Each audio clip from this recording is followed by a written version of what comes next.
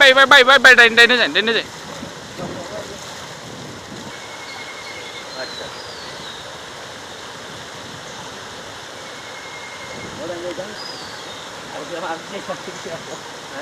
আমি যেতাম কিন্তু ও আচ্ছা আপনি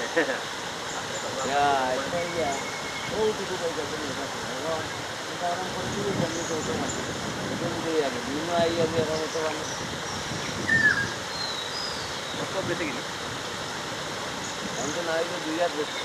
পানি বিরাট পানি হয়েছে, রাস্তাঘাট বুড়াইল, মানুষ খুব কষ্ট করতেছে। গরু বাছুর লইয়াও মানুষে কোনোবাই উঠাউঠি করতে পারেন না, নৌকা পান না, জানি বড় কষ্ট করতে আছি।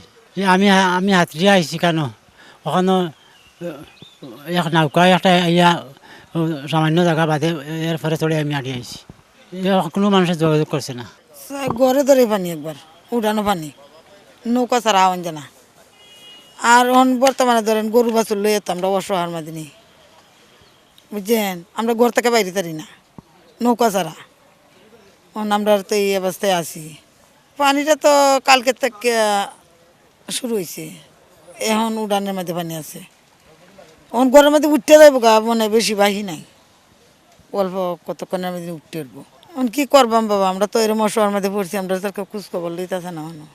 একটা আছে যেমন হাওড় এলাকায়, যেমন আমাদের কদমতলা আছে, গুচ্ছগ্রাম আছে, বা ওই যে চলতাবাড়ি আছে, 4 নম্বর 5 নম্বর ওয়ার্ড আছে, কসুয়ারপাড় আছে, দাড়িখান্ডি আছে, এইরকম যেমন প্লাবিত হচ্ছে, তাদের বাড়ি ঘরে এরকম পানি আছে, গরু নিয়ে আটকা পড়েছে, বা ধান পান বাচ্চা কাচ্চা নিয়ে আটকা পড়েছে। আমার ওয়ার্ডেও অনেক মানুষ আটকা পড়েছে।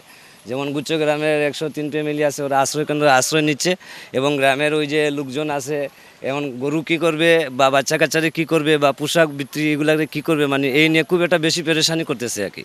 40% বেশি গ্লো, বিশ্বের 1 নম্বর গ্লো ক্রিম, নতুন গ্লো এন্ড লাভলি। বয়ান হয়ে গেলে আর মানুষ এখনও যাবে কোথায়, অনেকেই ঘর বাড়ি ছাড়ছে, আত্মীয় স্বজনের বাড়ি যাচ্ছে, বা বাড়ি ঘরের কিছু আসবাবপত্র জিনিস নিয়ে বাকিগুলো নিয়ে চলে যাচ্ছে। কিন্তু অনেক লোক তো আবার যাইতে পারবে না, যদিও সে চলে যায়, তার জীবনের সব কিছু ঘরে আছে, এগুলা নিয়ে সে চিন্তা করতেছে যে কী অবস্থা বাস করবে। বা এইদিকে মনে করেন যেমন একটা নৌকা নেই, একটা আশ্রয়কেন্দ্র থেকে বা এটা কদমতলা বা খুচরবাড়ি এই যে এলাকা থেকে, বা মনে করেন আমাদের রন্দিগাঁও মানাওরা কিছু এলাকা আছে, এদিক থেকে যে মানুষে আশ্রয় দিবে বা এটা সহযোগী করবে, এরকম আমাদের মনে করেন প্রাতিষ্ঠানিক বা প্রয়োজনীয় ভিত্তিক কোনো নৌকা নেই। না, সেটি হচ্ছে আমাদের একটা নৌকার ব্যবস্থা করা আছে। দেখি গিয়ে যদি আমরা খবর পাই যে কেউ কারো বাড়িতে পানি উঠেছে, তাকে আশ্রয়কেন্দ্রে ওঠার জন্য আগে থেকে আমরা বলেছি। গত 2-3 দিন থেকে আশ্রয়কেন্দ্র রেডি আছে আমাদের এলাকায়। ফলতগ্রাম আছে, তারপরে পাইকরাজ আছে, পূর্ব পেগারখালা আছে, নোয়াপাড়া আছে, 7টা আশ্রয়কেন্দ্র আমাদের আছে।